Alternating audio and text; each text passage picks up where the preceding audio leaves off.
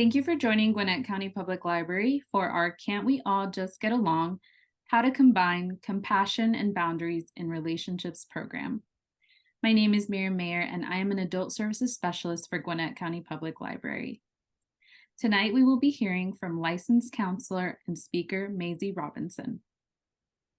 Maisie Robinson is a licensed professional counselor in Atlanta, specializing in helping women discover their true voice as they navigate women's issues, healthy relationships, self-worth, personal growth and development, leadership development, living with purpose, life stage, transitions, and motherhood. With almost 2 decades of counseling and speaking experience, Maisie maintains an active motivational speaking schedule, presenting to such groups and organizations as the Home Depot, Chick-fil-A, and different government organizations, churches, schools, and nonprofits. Maisie is the founder and director of Cultivate, a counseling center for women where they can pursue emotional, mental, and spiritual health. Maisie is a graduate of Vanderbilt University and has a master's degree in professional counseling from Georgia State University. Maisie is also a certified professional counseling supervisor. Please welcome Maisie Robinson. Thank you. Hi, everyone. Good to be with you this evening. Thanks so much for logging on. Miriam, thanks so much for inviting me to participate in the webinar this evening. I hope everyone's had a good day, and I hope that you enjoy our time together. So get comfortable, lean back in your chair, and I will go ahead and get started. So, as y'all know, tonight we are talking about relationships and boundaries. So to start off with, I want you to think about some of the relationships in your life. Okay, so think about a relationship that is difficult. The person just kind of bugs you, kind of bothers you. They just get under your skin a little bit. You got that in your mind? Okay. Now think of a relationship that is stressful. You feel stressed around this person. This person stresses you out. You feel anxious thinking about being around this person. When you're around this person, maybe even this person can be a little hurtful sometimes. And think about a relationship in which you feel resentful, in which you feel even bitter. Yeah. Hopefully, fingers crossed, our lives aren't completely filled with all of these types of relationships and people, but chances are some people immediately popped into your mind with each of those questions, right?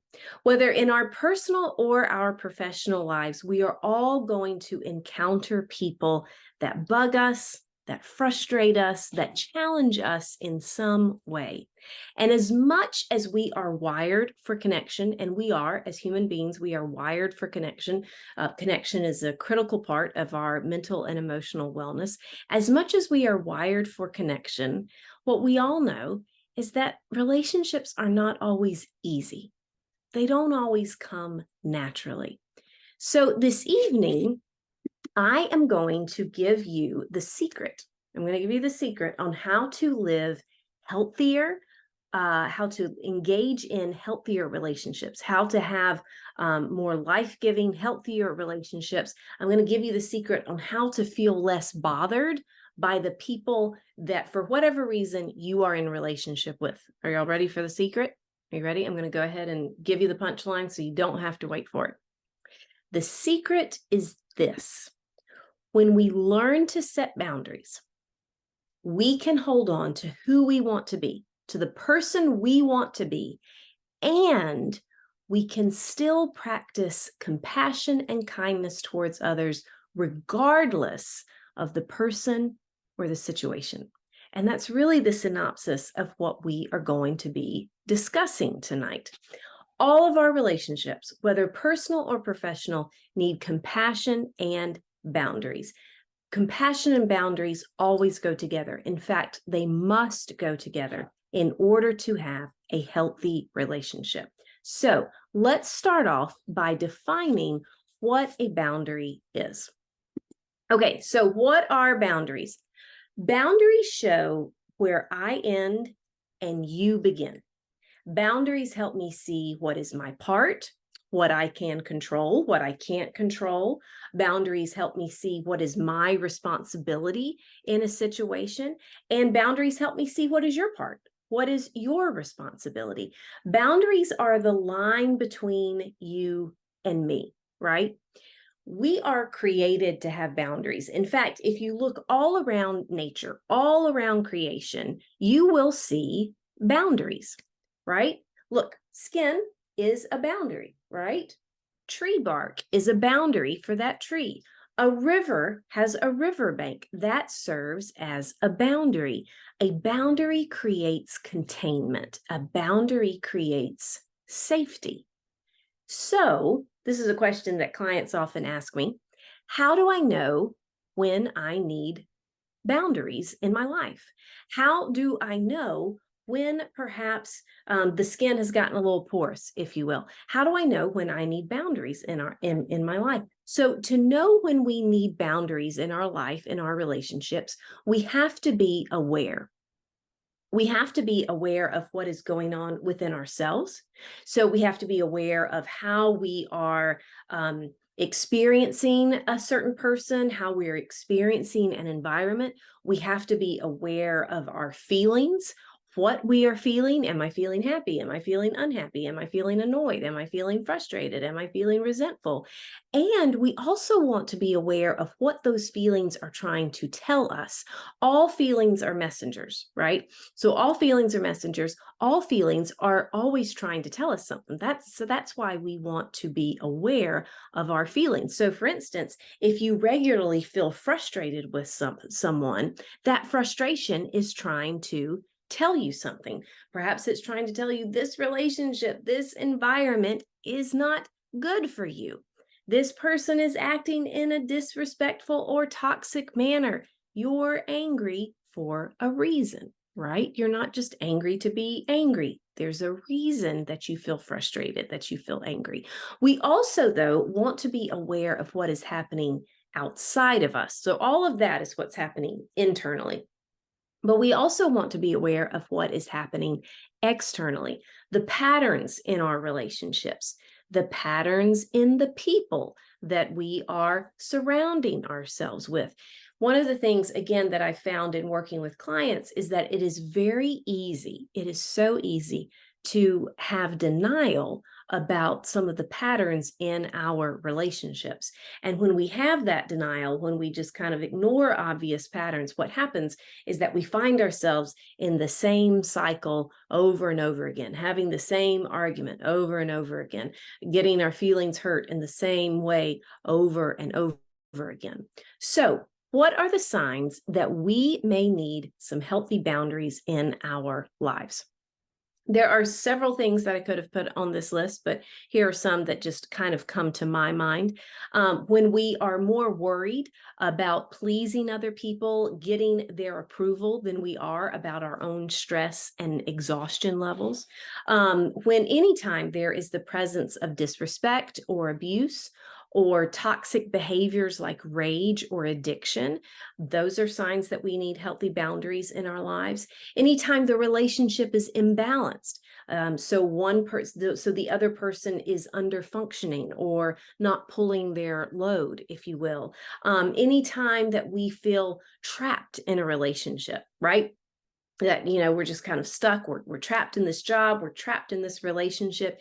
Anytime we find ourselves continuously making excuses for someone, well, they're just feeling this way, or well, they just have a lot going on, or well, they just had a bad day, right? Anytime we find ourselves chronically making excuses for someone, anytime we feel just overworked and like the world is on our shoulders and it is only up to us and there is so much responsibility and we are the ones that are responsible to keep the trains running on time, that would be a sign that we may need healthy boundaries in our life. And then anytime we feel overwhelmed, bitter, or resentful, those are certainly signs that we may need healthy boundaries in our lives. All of these are characteristics that let us know, boundaries would be helpful in this situation because clearly, if I'm feeling this way or if I'm behaving in this way, clearly I need more clarity on where I end and this other person begins. Because right now, it's not very clear. We're kind of like this. When in healthy relationships, we want to be like this, where it's clear where I end and the other person begins. So for all the information out there about boundaries, and there is a lot out there, when we get finished tonight, I am happy to give some recommendations on books if you're interested in reading more about boundaries and healthy relationships. For all the information out there about boundaries, there is an equal amount of misconceptions and misinformation that a lot of us believe about boundaries. And so I thought it would be helpful as a way of kind of structuring our time tonight to kind of go through some of those misconceptions and name the misconception and then name the truth. So, misconception number one. So often we think when we hear about boundaries, the thing that immediately comes to mind is, well, boundaries mean, ending the relationship, leaving, ending the relationship. Boundaries mean disconnection. Boundaries mean cutting something off. A boundary does not necessarily mean disconnection. Ending a relationship, stepping back from a relationship is a type of boundary, but it is not the only boundary available to us. And this is where a lot of us get tripped up when it comes to talking about boundaries, because we can fall into some all or nothing thinking where we think, oh, I have to stay in this job. I have to stay in this relationship until I take my last breath, or I'm leaving and I'm never looking back, right? And those are two extremes. And there are a lot of boundary options between those two extremes. So, for example, I'm going to give you some examples of what healthy boundaries look like that are not necessarily ending or cutting off something. Okay. So, for example, a boundary could be deciding to only talk to a parent who drinks too much before 5 o'clock in the afternoon. A boundary could be deciding to not go to a networking event that you normally go to because you just don't enjoy it and nothing productive ever comes out of it. A boundary could be deciding that you're going to drive your own car to the family event and you're going to decide beforehand how long you're going to stay at that event. A boundary could be speaking your needs or giving an opinion. A boundary could be deciding not to talk about certain things with certain people. A boundary could be deciding how many volunteer activities you're going to commit to between now and the end of the year. Boundaries are not walls that cut off connection. They are fences with gates, and we open and shut the gate whenever we need to based on what is going on around us. Boundaries allow us to engage in relationships, to engage in environments to the degree that works for us and ensures our sense of safety. So boundaries are not walls, they are fences with gates, and we open and close the gate whenever we need to. So that's misconception number one. Boundaries does not mean, boundaries does not mean that we cut things off or end things. Misconception number two, we set boundaries to change the other person. So often we think, I'm going to set a boundary with this person who's under functioning in our relationship, and I'm going to tell them, hey, you need to do X, Y, and Z, and I'm going to stop doing A, B, and C, and this boundary is going to change them, and then our relationship will be better. So often people think that boundaries are meant to change the other person. But that's not the purpose of setting a boundary in a relationship. Boundaries aren't for the other person.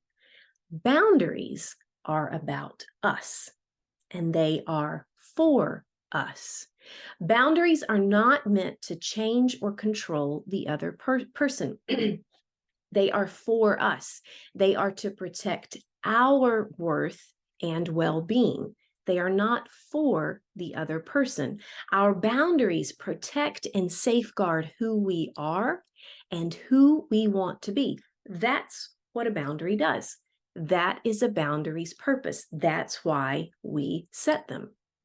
Years ago, this was a long time ago, I had a client who once said, I never had boundaries in my life because I never believed there was anything worth protecting. When we believe we are worth protecting, when we believe that our well being is worth protecting, we will feel empowered to make decisions that protect and safeguard our well being. Let me give you an example of what I mean by that. Okay. Let's say that you and I are sitting across from one another, okay? And you cross your legs and you start kicking my leg with your foot. You start kicking my shin, and I say, "Oh, I don't. You accidentally kicked my leg." You keep on a kicking, right? You're just and then I say, "Oh, ouch! That hurt.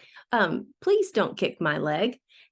And you just keep on a kicking, right? And then I say, "Hey, stop! You are hurting my leg. Stop kicking my leg." And you just keep on a kicking.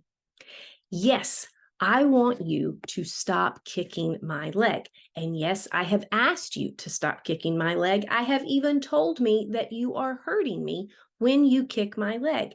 And yes, it is certainly worth pondering why you continue to kick my leg. But I can't make you stop kicking my leg.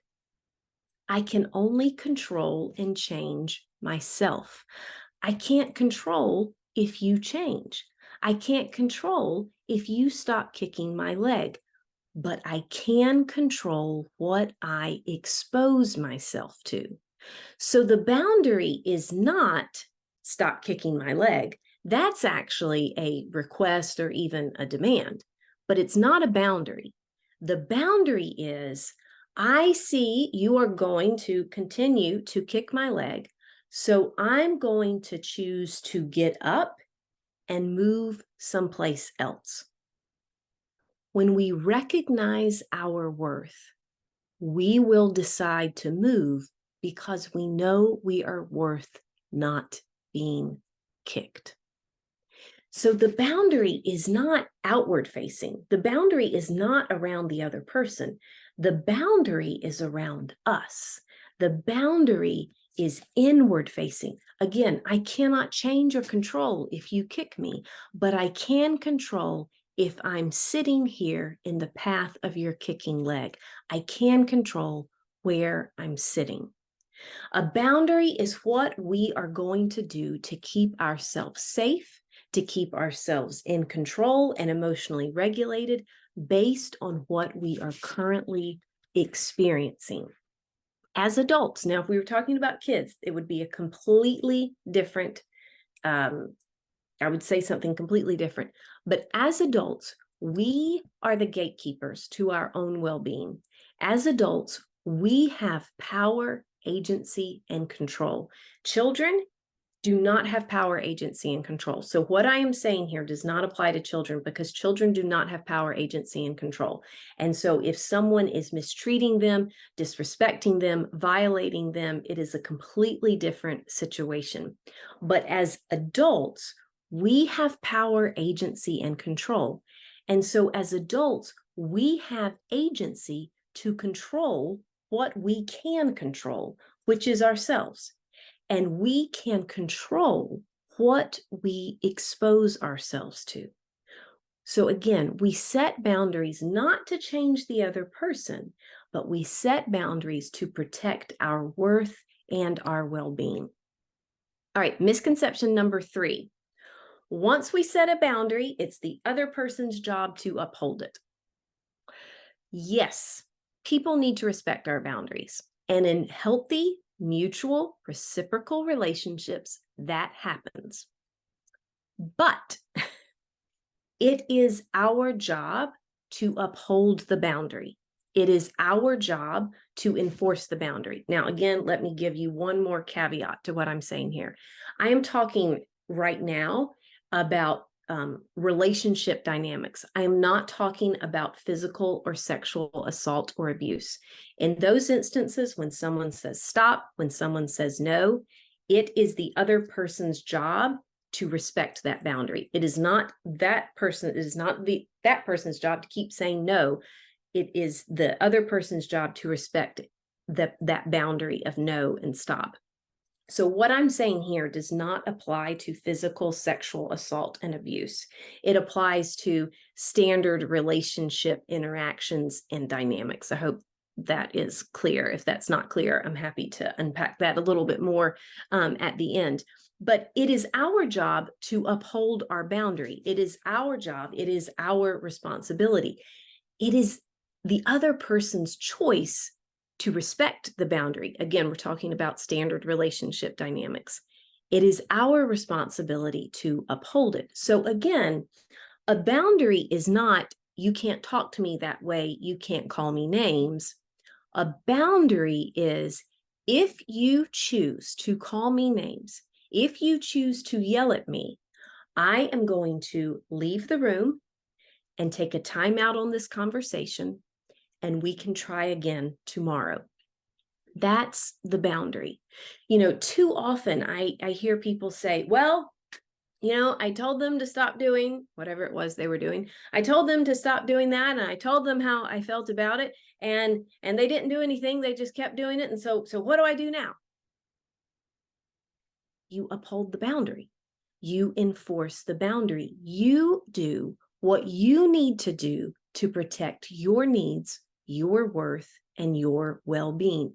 We cannot wait for someone else to respect our boundary or to adhere to our boundary in order for that to be a sign that our boundary is worth sticking with. Let me say that again. We cannot wait for someone else to respect our boundary or adhere to our boundary and let that be a sign that our boundary is worth enforcing. Our boundary is worth enforcing because it is protecting our worth and well-being.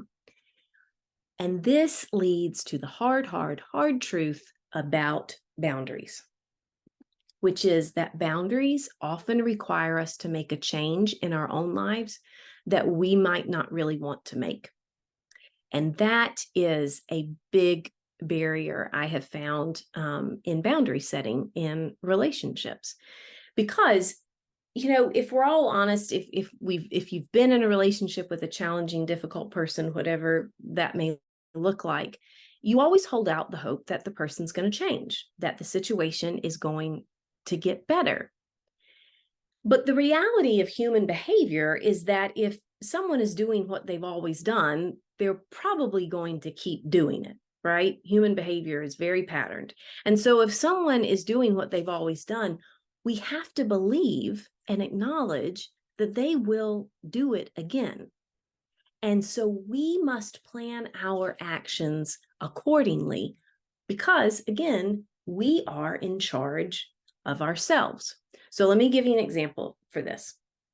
Let's say you have a friend, and every time you go out with this friend or you go out to dinner with this friend drinks too much.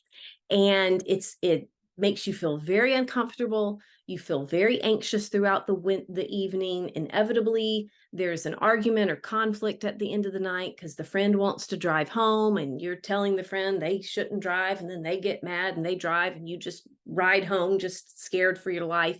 And it's gotten to the point where you feel anxious leading up to the evening of hanging out with this friend. You feel anxious all throughout the evening, and it's really just a miserable experience for you. And you are really starting to dread and resent this friend and spending time with this friend. And you have asked the friend, hey, please don't drink. You've asked the friend, limit your number of drinks. You've told the friend how uncomfortable you feel. And what you get in response is you either get empty promises or you get a defensive response, which then just leads to more conflict and you feeling unheard and shut down. And it's just a cycle you can't seem to get out of with this friend. So let's look at this from the lens of boundaries, the purpose of boundaries. What is the purpose of boundaries? To protect our worth and our well-being. So someone drinking too much at dinner impacts your sense of safety and security. of how you are going to get home. It impacts a lot of things, but we're just going to look at this one piece of the pie. It impacts your sense of safety and security of how you're going to get home. It also impacts your enjoyment of dinner because you worry if there's going to be a scene, if there's going to be conflict, and that impacts your well-being. And so if boundaries exist to protect your worth and your well-being, what is it in that scenario that you need to protect? You need to protect your sense of safety and security, and you do that by putting yourself in charge of how you're getting home. So again, the boundary is not, you can't drink anymore when we go out to dinner. That's not the boundary. A boundary in this situation would be, I have shared with you how uncomfortable I feel with the amount you choose to drink when we go out. And I recognize I cannot control how much you drink. I also recognize that I do not want to stay in this place of feeling anxious and resentful towards you. That is not who I want to be. That's not who I am. So moving forward, I am either going to drive my own car to wherever we're going, or I'm going to get an Uber at the end of the night or whenever I start to feel uncomfortable and I am ready to leave.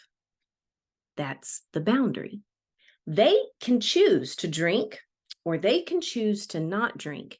You are letting them know what you are going to do to step out of the cycle. Now, I am sure some of you might be thinking, but I don't want to have to drive my own car. I don't want to have to change. I don't want to have to do something differently. Why should I be the one to have to change when the other person is the problem and has the problem? Totally get it. I completely get that. But when we keep waiting for someone to change, the truth is we often end up paying the consequences for their actions. And what do those consequences look like? They look like hits on our well-being. They look like increased anxiety and nervousness and conflict and trouble sleeping and lack of appetite and stress and wanting to numb and digestive issues. When we keep waiting for someone to change, we end up paying the consequences for their actions.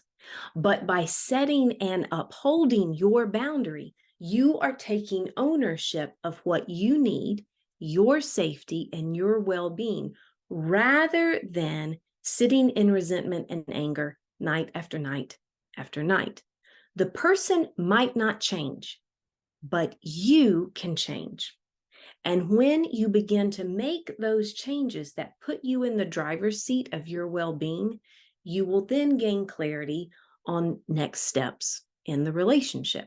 And that leads to a point about boundaries that really rarely gets talked about. And the point is this, that boundaries usually involve grieving. Boundaries usually involve grief.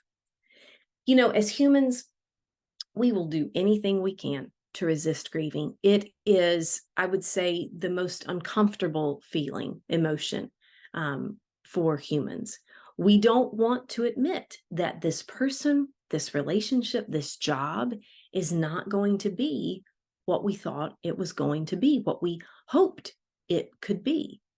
And so, as crazy as it sounds, it often feels more comfortable to stay angry, to stay resentful, to stay in the pattern, than to fall into that vulnerable sadness of realizing, I don't think my parent is going to stop drinking, and my boss isn't going to change, and my friend isn't going to realize how she hurts me with her comments. Hope is a wonderful thing. Hope is a wonderful thing, and we need hope for our mental health, but we have to have realistic hope. And realistic hope is rooted in the truth that the best predictor of future behavior is past behavior. And this type of release, this type of surrender, it is hard, but there is freedom on the other side. There may still be sadness that this person, this relationship, this job isn't what I hoped it could be, but there is freedom from the resentment, from the anger, from the anxiety. And with that, we can reclaim our self and our peace. And so that leads to our last misconception. Boundaries are not kind and will hurt other people. I would say that this is the number one reason that in folks that I work with, this is the number one reason of why people are hesitant to set boundaries in relationships, is because they don't want to be unkind, right? They don't want to be perceived as unkind. Too often we associate being kind, being compassionate, as really having no boundaries, meaning, oh, I'll say yes and I'll do things for others even when they don't ask. I'll fix, I'll help, I'll solve, I'll carry things that don't necessarily belong to me. And we think that is kind and loving. And yes, in some instances, it might be kind and loving, but in a lot of instances, that is actually us not having good internal boundaries. Internal boundaries are boundaries with ourselves. We think we're being kind, but really we're caretaking and enabling and overstepping our role and responsibilities. And what we eventually find is that is the fast track to the connection killers of resentment, frustration, and annoyance. Our kindness ends up being anything but kind. Brene Brown says the most compassionate people are the most boundaried. Said another way, as we've said, boundaries protect our worth and well-being, and they do that by protecting us from unsafe people and situations. But they also protect us from internal resentment, bitterness, judgment, and criticism. Boundaries protect our kindness and keep it pure and genuine. Let me give you an example of what I mean by this relationship between kindness and boundaries. So let's say you and a friend are going on a trip and y'all are flying out of Hartsfield. And so you both arrive at Hartsfield. You both have rolling suitcases. You both have a purse and a carry-on bag and a rolling suitcase. Okay. And so y'all are walking through the airport and your friend says, "Oh, I overpacked. My suitcase is so heavy and my arm is just killing me." That's what your friend says. You say, "Oh, I'll roll your suitcase for you." And your friend says, "Oh, okay, thank you." And so now you have your purse, your carry-on bag, and you're rolling both suitcases. You're rolling both suitcases through security, down the escalator, onto the tram, Concourse D, gate 38. You're rolling both of those suitcases, got all of your stuff. Your friend says, "Oh, I would love a cup of coffee. I am gonna stop and get a cup of coffee." You also would love a cup of coffee, and you had actually planned to get a cup of coffee once y'all got on the concourse. But you cannot get your cup of coffee now because you've got your purse, your carry-on bag, and you're rolling these two suitcases. And so your friend has her cup of coffee, and she is just chit-chatting, chit-chatting, chit-chatting all the way, and you're just toughing it down Concourse D, and you're hot, and you're starting to get sweaty, you're starting to get bothered, and starting to feel real resentful of your friend and her suitcase, and you're just eyeing that cup of coffee. Now, some of you are thinking, well, that friend is very selfish that she is even letting you roll her suitcase or, what have you. That friend is being very selfish that she accepted your offer. But note something in the story. She didn't ask you to roll her suitcase. All the friend said was, I overpacked, my suitcase is heavy, and my arm is hurting. But you swooped in, wanting to be kind and helpful. She made the comment, but did you hear it as an ask? Yeah, but she didn't ask, right? She didn't ask. And so that's an important point to pause on. Do you have a pattern in your life of hearing people's worries, concerns, complaints, bad moods as invitations or expectations for you to do something? And then do you feel compelled to do something? Do you feel like that is the kind thing to do? And so this is a great example of how having good intentions, but not having good boundaries, then inhibits our ability to be genuinely kind. As we said earlier, not having good boundaries can look like becoming a doormat, never saying no, people pleasing, doing anything to keep the peace, not standing up for ourselves. But not having good boundaries can also look like over functioning, trying to fix, solve, help all the time, taking on responsibilities that are not yours to take on, picking up things that don't belong to you. And in my experience, this is the main cause of frustration, bitterness, and resentment that a lot of us feel in relationships, that the relationship is not mutual and reciprocal. And instead, in some ways, we are over accommodating, we are over functioning. In our effort to be kind and helpful, we end up feeling anything but kind. We end up feeling frustrated, resentful, and unappreciated. And that is in part because we don't have a good sense of where we end, where our responsibilities end, and the other person begins. The other person's responsibilities begin. We don't have a good sense of what is ours to carry and what is not. So, what does having good boundaries with ourselves look like in these types of situations? How do we learn to carry our own suitcase, so to speak, while continuing to be kind? And it looks like this. Before we do anything, we always want to lead with empathy. I'll say that again. Before we do anything, we always want to lead with empathy. So, what is empathy?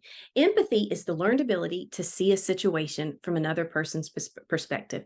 It is a non-judgmental acknowledgement of someone else's emotional experience. So, empathy says, I hear you, I see you, I want to understand more. Empathy does not require agreement. You do not have to agree with the person's assessment of the situation. You don't have to agree with their decision. You don't have to agree with their choice, because when we are giving an empathetic response, we're not connecting over the lived experience. We're connecting over the feeling. So we're not connecting over the events, the facts. We're empathizing with the emotion.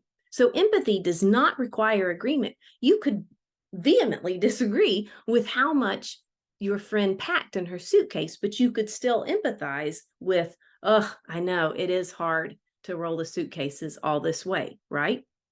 Empathy is not advice giving or fixing or solving. People don't want to be fixed. They want to be heard, right? Empathy is not emotionally correcting someone's feelings. Oh, you shouldn't feel that way. It's going to be fine. Or the classic, well, at least you've got a roof over your heads. If you've ever, which I think we all have been on the receiving end of an at least statement, you know that it is really hard to receive those at least statements. It is the opposite of empathetic, right? Empathy is not cheerleading. It's not cheering somebody into happiness. Oh, you have nothing to worry about this. You've got this. Don't worry about it at all. That's not empathy.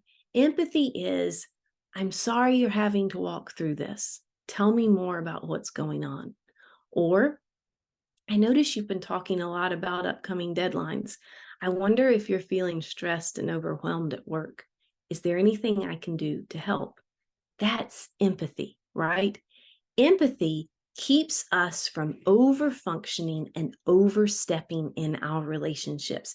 It is the ultimate boundary guardrail, because if we stay in empathy, it keeps us from picking up things that aren't our responsibility. And it actually empowers the other person to figure out what they actually need. Because once we feel heard, it's like that lets a little pressure our tire, so to speak, and then the fog clears a little bit and we can figure out what we need or how this person can help. So empathy is the ultimate boundary guardrail. Yes, we want to help people, but helping is defined by assisting those who cannot do for themselves. That's helping. Enabling and overfunctioning is doing for others when they can do for themselves. And that's what we don't want to do, because enabling and overfunctioning, again, is a fast track for ourselves to resentment and bitterness and judgment and feeling unappreciated. Practicing empathy and helping when asked is kind and boundaried. Overfunctioning, even if it's done with the intent of being kind, is a lack of boundaries and will eventually cause problems within ourselves and the relationship. So let me give you one more example, and then we're going to begin to close out. Let me give you one more example of how good intentions, but not having good boundaries, can be problematic, and how boundaries and kindness can work together to create healthy, cohesive relationships. Okay, so this is our last example for the night. Okay, let's take Sally. Sally's adult son and wife have recently moved into a new house, okay, into their first home to be exact. And they have been telling Sally how overwhelmed they are with moving, the packing and the moving and the unpacking, and they have so much going on at work. They're just really busy with work, and they've had to go out of town a lot for various reasons recently. And so they just really feel overwhelmed in regards to getting settled in their new home. And Sally hears how stressed they are. And she also knows that she is quite good at organizing, and she's also pretty good at decorating. And so, being a helper by nature, Sally offers to come over and unpack their boxes and to help them get settled. And so she offers multiple times, and they finally agree. And so Sally comes over and she starts working her magic, right? Not only does Sally unpack and organize the kitchen, the closets, and all the bathroom cabinets, but she also makes multiple trips to various stores and buying odds and ends that she thinks they need. And she also decides to surprise them with a new couch, rug, and coffee table. Over the weeks, though, she notices that her son and daughter-in-law are a little less excited about her purchases and additions, and have started saying they're too busy for her to come over. And she also notices that they've stopped saying thank you, and even seem a little standoffish. And so Sally is starting to feel a bit resentful and unappreciated for all she has done for them. And she's starting to feel a little hurt that they're not more grateful for all the time, energy, and money she has spent on their house. And so at the most recent family dinner, Sally didn't talk much, and she even got up from the table and went back to her bedroom before the family even had dessert, because she was so hurt and annoyed by her son and daughter-in-law. So let's talk about Sally. Sally was trying and wanting to be kind. She was. But because Sally did not have a good sense of where she ended and her son and daughter-in-law began, she ended up not having good boundaries with herself and not respecting the boundaries of her son and daughter-in-law. So in this instance, what would having healthy boundaries and being kind look like in this instance? So it would have looked kind of like this. I'll give you a series, of events. It would have looked like Sally saying, "Moving is so stressful, guys. You have so much on your plate right now. Would you like for me to come over and help unpack?" And Sally did do that. All right. So that's kind of the first step. And then once she got there, it would have looked like Sally saying, "Where would you like for me to start?" Right? So asking them. "I'm happy to unpack and organize the kitchen, but I recognize that can be a personal thing.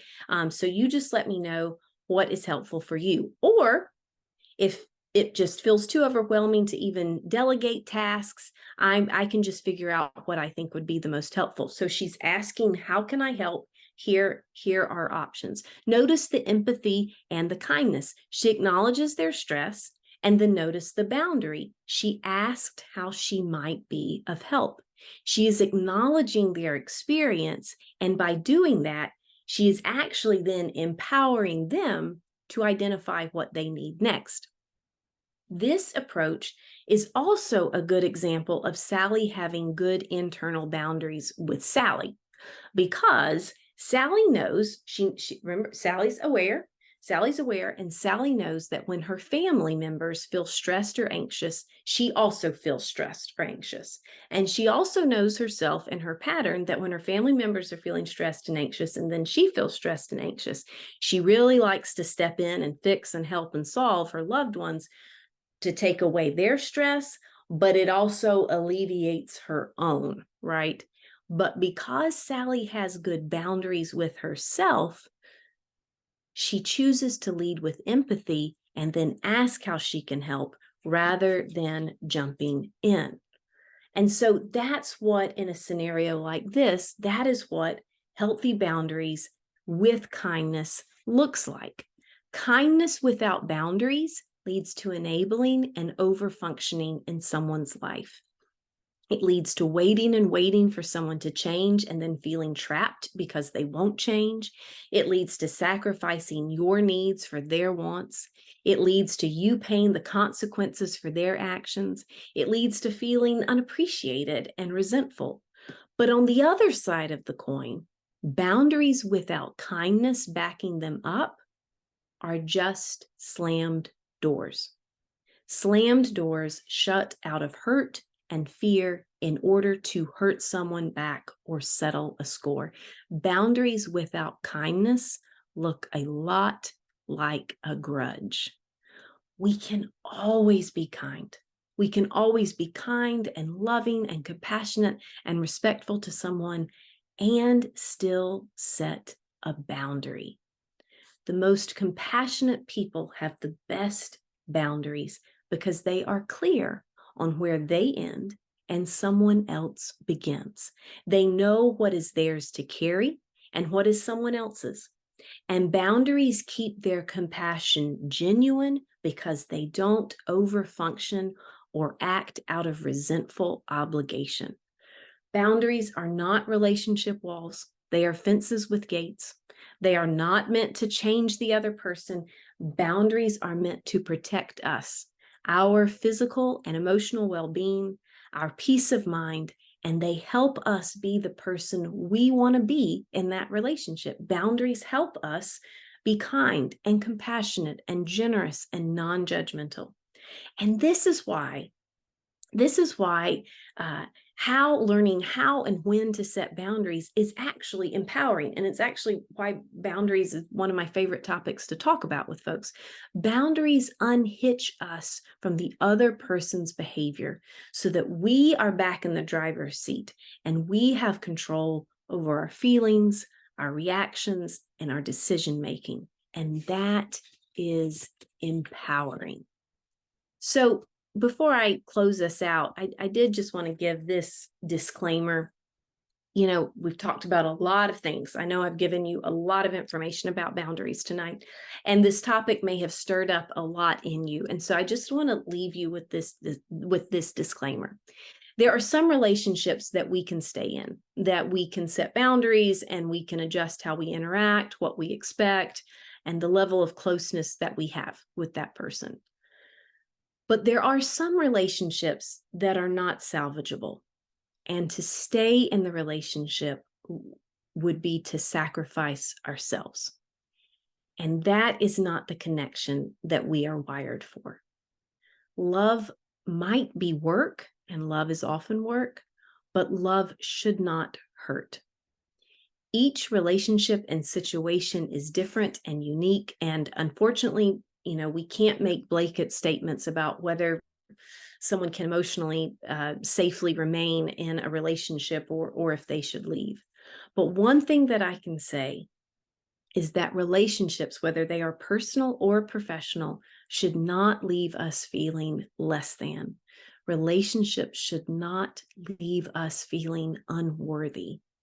So if you are in a relationship in which that dynamic is at play, then something needs to change in the relationship. And I strongly encourage you to reach out for outside support from a trusted, licensed counselor. Relationships are tricky things. And so it's helpful just to have that extra space, that outside voice, the extra set of ears to help you sort through what you need to do next in the relationship. But in closing, kindness and boundaries can coexist. Kindness and boundaries should always coexist. We always want to be kind, but we must set boundaries that protect who we are and what we need. So thank y'all so much for being here tonight, for listening, for being part of the discussion. I see that there are some comments in the chat. Let me see. Okay, I would love some book recommendations. So at the top of my list for boundaries is the book called Boundaries by Cloud and Townsend. Those are the authors. It is a classic text. It has been around for literally decades. So I highly recommend Boundaries. I also recommend Codependent No More by Melody Beatty. Beatty. Again, that is a classic text that is excellent. She also has an accompanying kind of daily meditation, daily reader called The Language of Letting Go. That is also excellent. Oh, Set Boundaries, Find Peace by Nedra Tawwab. Again, the title is Set Boundaries, Find Peace. I have not read Set Boundaries, Find Peace, but I've heard her interviewed a lot, and she's one of my favorite people to follow on Instagram. And she has great information on boundaries, and she actually has a new book coming out on family relationships. Another series of books that I really like, it's a series by Harriet Lerner. She is a psychologist, and I am a huge fan of Harriet Lerner.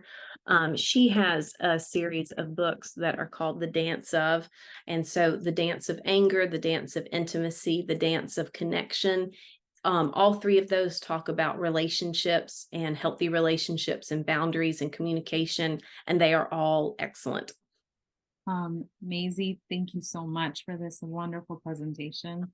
I hope all of our guests took away something that they'll be able to use in their everyday lives. I know I did. I really like what you were when you were talking about the realistic hope. That's really insightful. I never really thought about it that way. Yeah, because hope is important to have, but yeah, be realistic about it. That's right. So we That's can right. reclaim ourselves and our peace, right? That's right. Exactly. Exactly. Again, thank you so much, Maisie, and we hope to have you again. Oh, I'll be here anytime. Thank you, everyone. Have a great evening.